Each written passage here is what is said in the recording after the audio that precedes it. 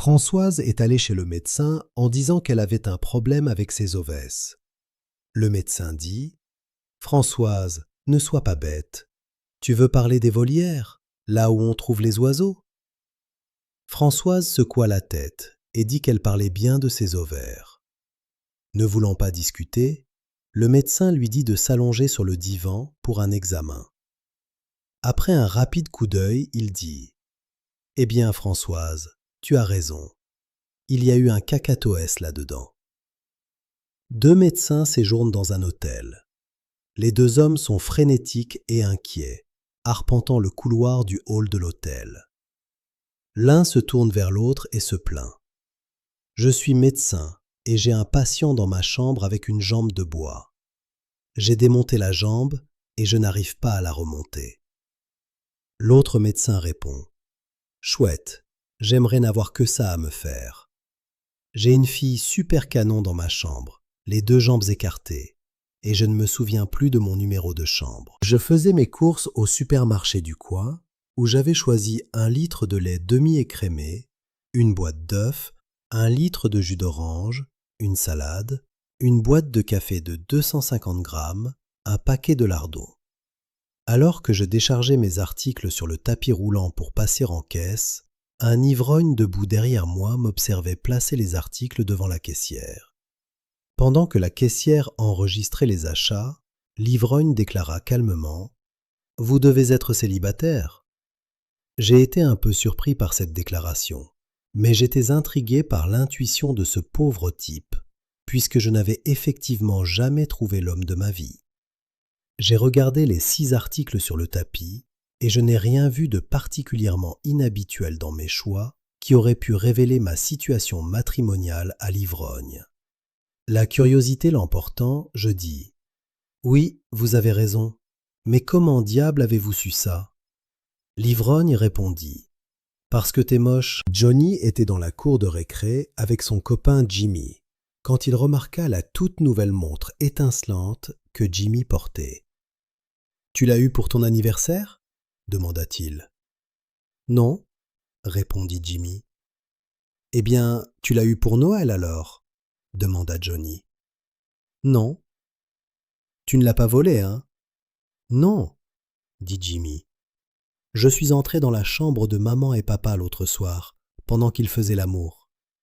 Papa m'a donné sa montre pour que je dégage. » Johnny fut extrêmement impressionné par cette idée et extrêmement jaloux de la nouvelle montre de Jimmy.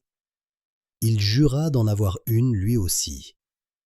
Cette nuit-là, il attendit devant la chambre de ses parents jusqu'à ce qu'il entende les bruits caractéristiques de l'amour. Johnny ouvrit grand la porte et entra hardiment dans la chambre. Son père, pris en pleine action, se retourna et lui demanda en colère « Qu'est-ce que tu veux encore ?»« Je veux regarder, » répondit Johnny.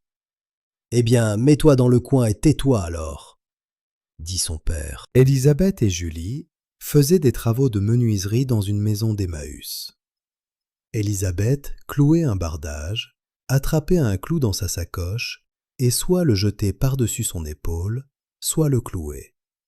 Julie, se demandant ce qui se passait, demanda « Pourquoi tu jettes ces clous ?» Élisabeth expliqua « Quand je sors un clou de ma sacoche, environ la moitié ont la tête du mauvais côté, et je les jette. » Julie, complètement furieuse, s'écria « Mais non, idiote! Ces clous ne sont pas défectueux.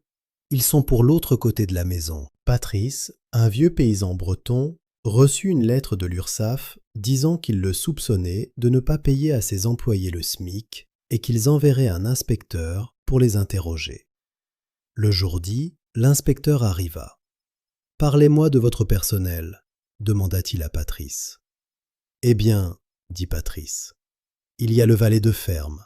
Je le paie 240 € par semaine et il a un cottage gratuit. Ensuite, il y a la gouvernante. Elle gagne 190 € par semaine, logée et nourrie. Il y a aussi l'idiot du village.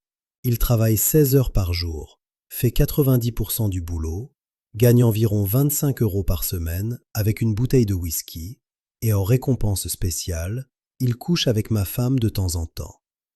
C'est scandaleux, dit l'inspecteur. Je dois interroger l'idiot. Ce sera moi alors, dit Patrice. J'ai déjeuné avec 2 de mes amis célibataires. L'une est fiancée, l'autre est maîtresse, et moi, je suis marié depuis plus de 20 ans. Nous parlions de nos relations, et nous avons décidé d'épater nos hommes en les accueillant à la porte, vêtus seulement d'un soutien-gorge noir, de talons aiguilles et d'un masque sur les yeux. Nous avons convenu de nous retrouver quelques jours plus tard pour échanger nos impressions. Voici comment ça s'est passé. Mon ami fiancé. L'autre soir, quand mon fiancé est arrivé, il m'a trouvé avec un bustier en cuir noir, de hauts talons aiguilles et un masque. Il m'a vu et a dit « Tu es la femme de mes rêves, je t'aime ». Et nous avons fait l'amour passionnément toute la nuit. La maîtresse. Pareil pour moi. L'autre soir, j'ai retrouvé mon amant à son bureau, je portais un imperméable. Dessous, seulement le soutien-gorge noir, les talons et le masque sur les yeux. Quand j'ai ouvert l'imperméable, il n'a pas dit un mot, mais il s'est mis à trembler, et nous avons fait l'amour sauvagement toute la nuit. Puis ce fut à moi de raconter mon histoire. Quand mon mari est rentré à la maison, je portais le soutien-gorge noir, des bas noirs, des talons aiguilles et un masque sur les yeux. Quand il a franchi la porte et m'a vu, il a dit « C'est quoi pour le dîner, Zorro ?